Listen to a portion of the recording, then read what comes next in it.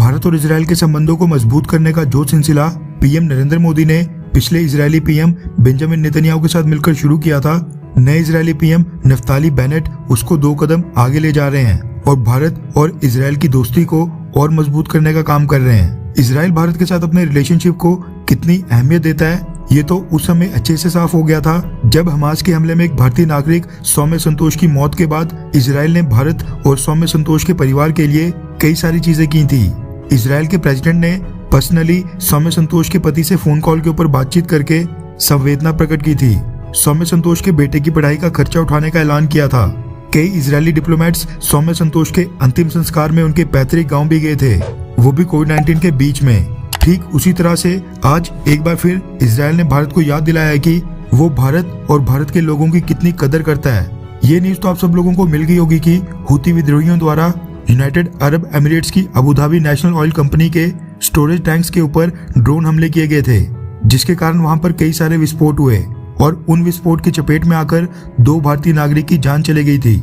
जान गंवाने वाले भारतीयों के शरीरों को जल्दी भारत लाने की प्रक्रिया शुरू हो गई है।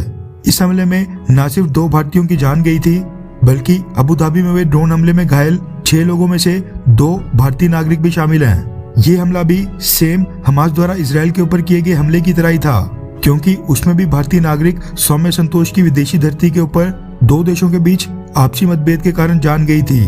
यूनाइटेड अरब एमिरेट्स के ऊपर जो ये हुती विद्रोहियों ने हमला किया, इसकी निंदा और आलोचना तो दुनिया भर के देशों ने की, लेकिन ऐसे बड़े कम देश थे जिन्होंने भारत के साथ अपनी संवेदना प्रकट की, जिनमें से इजराइल भी एक देश है। जी बिल्कुल ठीक सुना आपने, इजराइल ने यूनाइटेड अरब एमिरेट्स के ऊपर हुए हमले के ऊपर प्रतिक्रिया देने के साथ साथ भारत को भी एक मैसेज भेजा है। रेफरेंस के लिए आपकी स्क्रीन के ऊपर रिपब्लिक वर्ल्ड के आर्टिकल का स्क्रीनशॉट है, जिसके मुताबिक इजराइल की फॉरेन मिनिस्ट्री यानी इजराइल के विदेश मंत्रालय के द्वारा इस पर एक स्टेटमेंट आई है। इजराइल की तरफ से कहा गया है कि वो यूनाइटेड अरब एमिरेट्स के ऊपर हुए ड्रोन हमलों की कड़ी निंदा करते हैं और जो इस हमले में जाने गई हैं उनका इजराइल को खेद है। आगे इजराइल ने अपनी स्टेटमेंट में कहा है कि हम भारत के लोगों और भारत की सरकार के प्रति अपनी संवेदना प्रकट करते हैं और उसके साथ जो बाकी विक्टिम्स के परिवार हैं उनके प्रति भी।